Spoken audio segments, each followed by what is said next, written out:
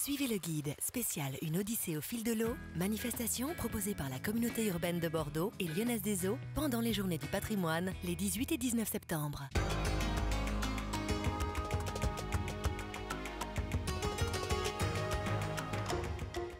Bonjour.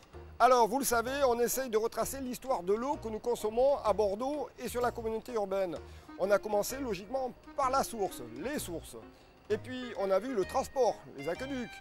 On a vu le stockage. Et puis, après que l'on ait consommé cette eau, eh bien, il faut la recycler. Alors, c'est l'eau qu'on jette dans les lavabos, dans l'évier et dans les toilettes, les eaux usées, voilà. On a des stations d'épuration.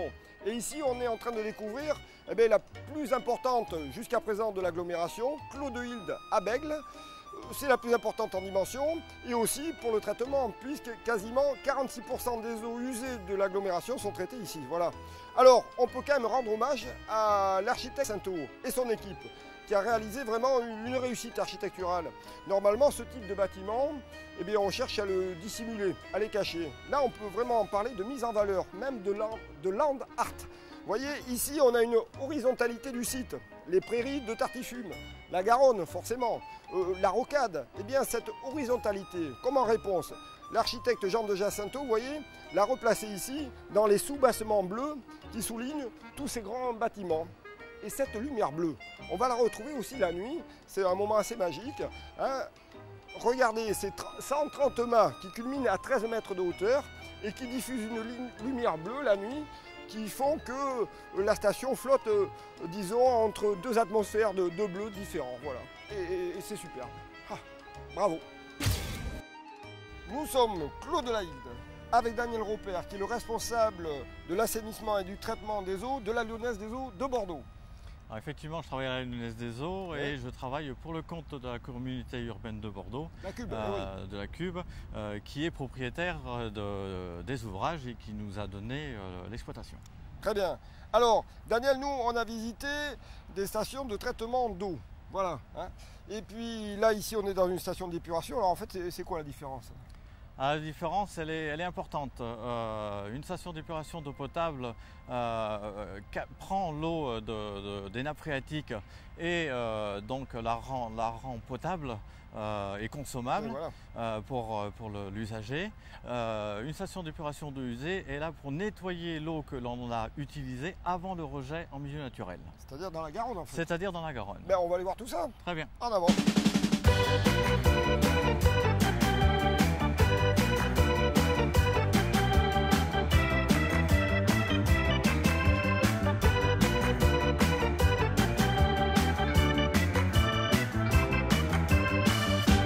Alors Daniel, une station d'épuration, mais comment ça marche? Et voilà. Donc l'eau usée elle arrive à travers des collecteurs sur la station d'épuration. Et puis alors ces collecteurs, vous voulez dire c'est des gros tuyaux? Tout à fait. Et ça mesure combien? Sur la communauté urbaine de Bordeaux, on dénombre 3600 km de réseau d'eau usée. Oui, c'est pas mal. Et ensuite alors? Et ensuite, donc, cette eau va traverser plusieurs étapes de traitement. La première étape, c'est le pré-traitement. Donc là où on va enlever les déchets grossiers de l'eau usée, donc à savoir à travers un dégrillage, un dessablage et un désmillage. Alors le dégrillage, c'est tout simplement une grille qui permet, comme une grosse passoire, d'enlever les bouteilles en plastique, tout ce que les cochons jettent dans l'eau. Tout à fait. Bien sûr. Tout à fait. Deuxième opération, la décantation. Deuxième opération, la décantation. Donc là, c'est un phénomène naturel que l'on met en œuvre. Hein. On aide entre les matières solides à se déposer vers le fond et à être récupérées après. C'est le principe de la décantation. Troisième opération, filtration biologique. Troisième opération, filtration. Là, c'est un peu plus compliqué. On met en œuvre des micro-organismes pour épurer la pollution qui est présente dans l'eau avant le rejet en milieu naturel, donc vers la Garonne. Alors des organismes gloutons, mais qui mangent les cochonneries. C'est bon pour nous et pour la Garonne. Tout à fait. Alors merci, on vient de voir le traitement de l'eau, mais enfin ce qui tombe au fond, c'est de la boue ça. Alors qu'est-ce qu'on en fait de cette boue? Donc cette boue subit plusieurs traitements afin de pouvoir la valoriser et donc de la composter pour être remis dans les champs. Voilà, et donc ça fera pousser les plantes. Tout à fait. Et alors tout ça, ça dégage, je suis désolé, mais quelques mauvaises odeurs, non, quand même, les mauvaises eaux, enfin les eaux usées.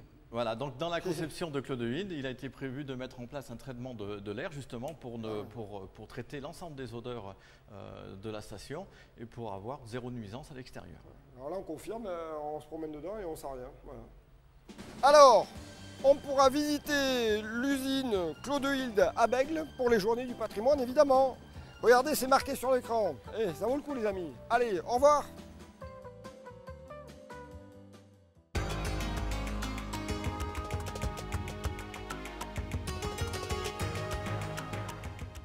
Visitez ce site en participant à une Odyssée au fil de l'eau les 18 et 19 septembre. 6 circuits de visite à partager en famille pour tout savoir sur l'eau de la Cube. Inscrivez-vous vite!